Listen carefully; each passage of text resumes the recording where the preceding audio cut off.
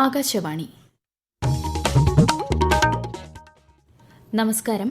പ്രാദേശിക വാർത്തകൾ വായിക്കുന്നത് കൃഷ്ണ പ്രകൃതി.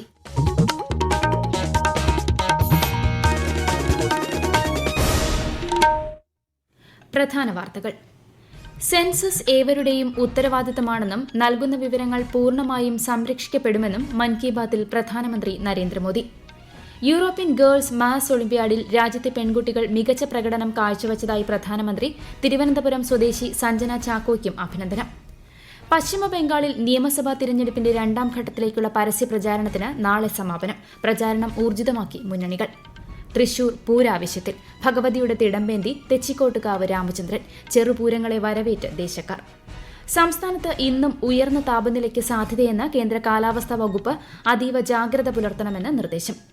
IPL ക്രിക്കറ്റിൽ ചെന്നൈ സൂപ്പർ കിങ്സ് ഗുജറാത്ത് ടൈറ്റൻസിനെയും Lucknow super giants Kolkata knight റൈഡേഴ്സിനെയും നേരിടും. വാർത്തകൾ വിശദമായി. ഇന്ത്യയുടെ ആണവ പദ്ധതിക്ക് വിലമതിക്കാനാവാത്ത സംഭാവനകൾ നൽകിയ ശാസ്ത്രജ്ഞന്മാരെ അഭിനന്ദിച്ച് പ്രധാനമന്ത്രി നരേന്ദ്രമോദി. പ്രതിമാസ റേഡിയോ പ്രഭാഷണ പരിപാടിയായ മൻ കി ബാത്തിന്റെ 133 പതിപ്പിൽ സംസാരിക്കുകയായിരുന്നു അദ്ദേഹം. ജനങ്ങളുടെ ജീവിതം മികച്ചതും ലളിതവുമാക്കുന്നതിനുള്ള അവരുടെ ശ്രമങ്ങൾ ഏറെ പ്രശംസനീയമാണെന്നും വികസിത രാഷ്ട്രമെന്ന ലക്ഷ്യത്തിന് ഇത് ഊർജ്ജം പകരുമെന്നും പ്രധാനമന്ത്രി പറഞ്ഞു. തമിഴ്നാട്ടിലെ Kalpakkam fast breeder reactor criticality കൈവരിച്ചത് ആണവോർജ്ജ മേഖലയിലെ നാഴികക്കല്ലാണെന്നും ശ്രീ മോദി അഭിപ്രായപ്പെട്ടു. കാറ്റിൽ നിന്നുള്ള വൈദ്യുതി ഉൽപാദന മേഖലയിൽ രാജ്യം അതിവേഗം പുരോഗമിക്കുകയാണെന്ന് പ്രധാനമന്ത്രി നരേന്ദ്രമോദി. ഈ രംഗത്ത് രാജ്യം 4ാം സ്ഥാനത്താണെന്നും ഇത് നമ്മുടെ ശാസ്ത്രജ്ഞന്മാരുടെ കഠിനാധ്വാനവും യുവാക്കളുടെ പരിശ്രമവും മൂലമാണെന്നും അദ്ദേഹം പറഞ്ഞു. സൌരോർജ്ജവും കാറ്റിൽ നിന്നുള്ള ഊർജ്ജവും രാജ്യത്തിന്റെ വികസനത്തിന് അത്യാവശ്യമാണെന്നും പ്രധാനമന്ത്രി അഭിപ്രായപ്പെട്ടു. രാജ്യത്ത് സെൻസസ് ഒരു സർക്കാർ നടപടി മാത്രമല്ല, ഏവരുടെയും ഉത്തരവാദിത്തമാണെന്ന് പ്രധാനമന്ത്രി നരേന്ദ്രമോദി. ജനങ്ങളുടെ പങ്കാളിത്തം അതിൽ നിർണായകമാണെന്നും നൽകുന്ന വിവരങ്ങൾ പൂർണ്ണമായും സംരക്ഷിക്കപ്പെടുമെന്നും മൻ കി ബാത്തിൽ പ്രധാനമന്ത്രി പറഞ്ഞു.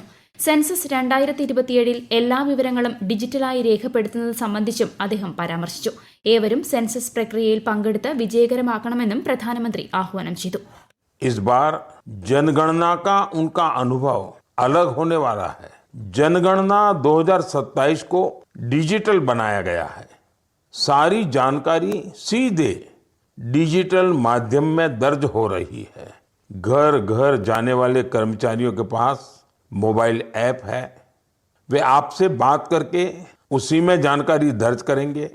साथियों, इस बार जनगणना में आपकी भागीदारी भी आसान बनाई गई है. മുള ഉൽപ്പന്നം വാങ്ങാനും അവ നിർമ്മിക്കുന്നവരുടെ അധ്വാനത്തെ പ്രോത്സാഹിപ്പിക്കാനും ജനങ്ങളോട് അഭ്യർത്ഥിച്ച് പ്രധാനമന്ത്രി നരേന്ദ്രമോദി. രാജ്യത്ത് പ്രത്യേകിച്ച് വടക്ക് കിഴക്കൻ മേഖലയിൽ മുള ഉപയോഗിച്ച് ധാരാളം മൂല്യവർദ്ധിത ഉൽപ്പന്നങ്ങൾ നിർമ്മിക്കുന്നതായും അദ്ദേഹം മൻ കി ബാത്തിൽ പരാമർശിച്ചു. 2017 നിയമ ഭേദഗതിയിലൂടെ മരങ്ങളുടെ വിഭാഗത്തിൽ നിന്ന് മുളയെ ഒഴിവാക്കിയതാണ് ഈ നേട്ടത്തിന് വഴിവെച്ചതെന്നും ശ്രീ മോദി അഭിപ്രായപ്പെട്ടു. ബുദ്ധമത പാരമ്പര്യം പ്രകൃതിയുമായി ഇണങ്ങിച്ചേർന്ന് ജീവിക്കാൻ നമ്മെ പ്രേരിപ്പിക്കുന്നതായി പ്രധാനമന്ത്രി നരേന്ദ്രമോദി. ബുദ്ധപൂർണിമ ഒരു പ്രചോദനമാണെന്ന് പറഞ്ഞ പ്രധാനമന്ത്രി ഭഗവാൻ ബുദ്ധന്റെ ആശയങ്ങൾ പ്രചരിപ്പിക്കുന്ന തെക്കേ അമേരിക്കയിലെ ചിലിയിലുള്ള സംഘടനയെപ്പറ്റിയും പരാമർശിച്ചു. साथियों, दक्षिण अमेरिका के चिली में एक संस्था भगवान बुद्ध के विचारों को आगे बढ़ा रही है. लद्दाख में जन्मे ड्रपपोन ओजेर रिनपोचे के मार्गदर्शन में काम हो रहा है. यह संस्था ध्यान और करुणा को लोगों के जीवन से जोड़ रही है. कोची गुआज घाटी में बना स्तूप लोगों को शांति का अनुभव कराता है. वाकई यह देखकर गर्व होता है. യൂറോപ്യൻ ഗേൾസ് മാത്തമാറ്റിക്കൽ ഒളിമ്പ്യാഡിൽ രാജ്യത്തെ പെൺകുട്ടികൾ മികച്ച പ്രകടനം കാഴ്ചവച്ചതിനെ അഭിനന്ദിച്ച് പ്രധാനമന്ത്രി. തിരുവനന്തപുരം സ്വദേശി സഞ്ജന ചാക്കോ ഉൾപ്പെടെയുള്ള 4-അംഗ ടീം ലോകത്ത് 6ാം സ്ഥാനത്തെത്തി. തന്റെ നേട്ടത്തെക്കുറിച്ച് പ്രധാനമന്ത്രി മൻ കി ബാത്തിൽ പരാമർശിച്ചതിൽ സഞ്ജന സന്തോഷം പ്രകടിപ്പിച്ചു. ഈ നേട്ടം കൂടുതൽ പെൺകുട്ടികൾക്ക് പ്രചോദനമാകുമെന്ന് കരുതുന്നതായി സഞ്ജന ആകാശവാണി വാർത്തകളോട് പറഞ്ഞു. യൂറോപ്യൻ ഗേൾസ് മാത്തമാറ്റിക്കൽ ഒളിമ്പ്യാഡിൽ പങ്കെടുക്കാൻ ഞാൻ തിരഞ്ഞെടുക്കപ്പെടുകയുണ്ടായി. ഈ മത്സരത്തിൽ മികച്ച പ്രകടനം കാഴ്ചവെക്കാനും ഇന്ത്യയ്ക്ക് വേണ്ടി വെള്ളി മെഡൽ നേടാനും എനിക്ക് കഴിഞ്ഞു. ഇന്ന് മൻ കി ബാത്ത് എന്ന പരിപാടിയിൽ ബഹുമാനപ്പെട്ട പ്രധാനമന്ത്രി ഇന്ത്യയുടെ ഈ മികച്ച പ്രകടനത്തിനെ കുറിച്ച് പരാമർശിച്ചു. എന്റെ ഈ നേട്ടം കൂടുതൽ വിദ്യാർത്ഥികൾക്ക്, പ്രത്യേകിച്ച് പെൺകുട്ടികൾക്ക് അവരുടെ താൽപര്യങ്ങളും സ്വപ്നങ്ങളും പിന്തുടരാൻ പ്രചോദനമാകുമെന്ന് ഞാൻ പ്രതീക്ഷിക്കുന്നു. സ്കൂൾ കുട്ടികൾ അവധിക്കാലം പരമാവധി ആസ്വദിക്കണമെന്നും പുതുതായി എന്തെങ്കിലും പഠിക്കേണ്ട സമയമാണിതെന്നും പ്രധാനമന്ത്രി പറഞ്ഞു. വേനൽക്കാലമായതിനാൽ ആരോഗ്യത്തിന്റെ പ്രത്യേക ശ്രദ്ധ വേണമെന്നും ഓർമ്മിപ്പിച്ചുകൊണ്ടാണ് മൻ കി ബാത്തിന്റെ ഈ ലക്കം പ്രധാനമന്ത്രി അവസാനിപ്പിച്ചത്. ഈ വാർത്തകൾ ആകാശവാണിയിൽ നിന്ന്. ആകാശവാണി വാർത്തകളും വാർത്താധിഷ്ഠിത പരിപാടികളും all India radio news Thiruvananthapuram YouTube ചാനലിലും all India radio news Thiruvananthapuram Facebook പേജിലും AR News_ തിരുവനന്തപുരം ഇൻസ്റ്റഗ്രാം അക്കൌണ്ടിലും AR News_TVM X ഹാൻഡിലും ലഭ്യമാണ്. സംസ്ഥാനത്ത് കനത്ത ചൂട് തുടരും. പാലക്കാട് ജില്ലയിൽ 40 ഡിഗ്രി സെൽഷ്യസ് വരെയും കൊല്ലം ജില്ലയിൽ 39 ഡിഗ്രി സെൽഷ്യസ് വരെയും പത്തനംതിട്ട, തൃശൂർ, കോഴിക്കോട്, കാസർഗോഡ് ജില്ലകളിൽ 38 ഡിഗ്രി സെൽഷ്യസ് വരെയും താപനില ഉയരാൻ സാധ്യതയെന്ന് കേന്ദ്ര കാലാവസ്ഥാ വകുപ്പ് അറിയിച്ചു. ഉയർന്ന അൾട്രാ വയലറ്റ് സൂചിക റിപ്പോർട്ട് ചെയ്യുന്ന പശ്ചാത്തലത്തിൽ 5 ഇടങ്ങളിൽ ഓറഞ്ച് ജാഗ്രത പ്രഖ്യാപിച്ചു. കൊട്ടാരക്കര, കോന്നി, ചെങ്ങന്നൂർ, ചങ്ങനാശ്ശേരി, മൂന്നാർ എന്നിവിടങ്ങളിലാണ് ഓറഞ്ച് ജാഗ്രത. ഉഷ്ണതരംഗത്തിന് സമാനമായ സാഹചര്യം നിലനിൽക്കുന്നതിനാൽ അതീവ ജാഗ്രത പുലർത്തണമെന്ന് നിർദ്ദേശമുണ്ട്. അതേസമയം സംസ്ഥാനത്ത് ചിലയിടങ്ങളിൽ ഇടിമിന്നലോട് കൂടിയ മഴയ്ക്കും ശക്തമായ കാറ്റിനും സാധ്യതയെന്നും മുന്നറിയിപ്പുണ്ട്. ആവേശക്കടലായി തൃശൂർ പൂരം. മുണ്ടത്തിക്കോട് ദുരന്തത്തിന്റെ വേദന ഉള്ളിലൊതുക്കിയാണ് ഇത്തവണത്തെ പൂരം. ആകാശവാണി തൃശൂർ ജില്ലാ പ്രതിനിധി ഭരിത പ്രതാപ് തയ്യാറാക്കിയ റിപ്പോർട്ട്.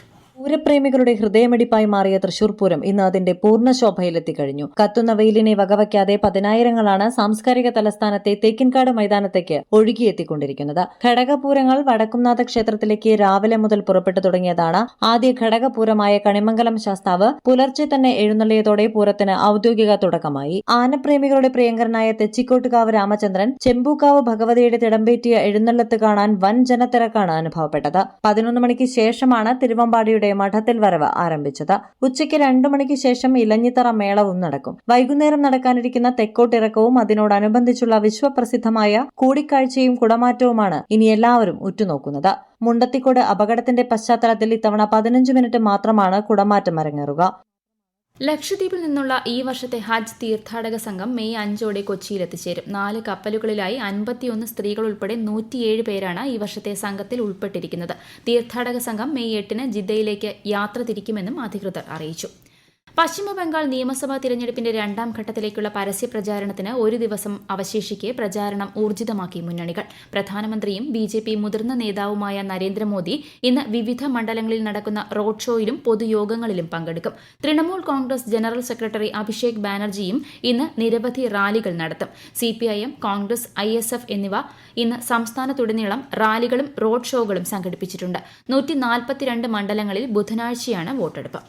IPL ക്രിക്കറ്റിൽ ഇന്ന് 2 മത്സരങ്ങൾ. വൈകിട്ട് 3:30 നടക്കുന്ന ആദ്യ മത്സരത്തിൽ ചെന്നൈ സൂപ്പർ കിങ്സ് ഗുജറാത്ത് ടൈറ്റൻസിനെയും വൈകിട്ട് 7:30 നടക്കുന്ന 2ാം മത്സരത്തിൽ Lucknow super giants Kolkata knight റൈഡേഴ്സിനെയും നേരിടും. നിലവിൽ പോയിന്റ് പട്ടികയിൽ ഏറ്റവും അവസാന സ്ഥാനക്കാരാണ് കൊൽക്കത്ത. ISL ഫുട്ബോളിൽ ഇന്ന് SC ഡൽഹി മുഹമ്മദൻ SCയെ നേരിടും. വൈകിട്ട് 5-ന് ഡൽഹിയിലാണ് മത്സരം.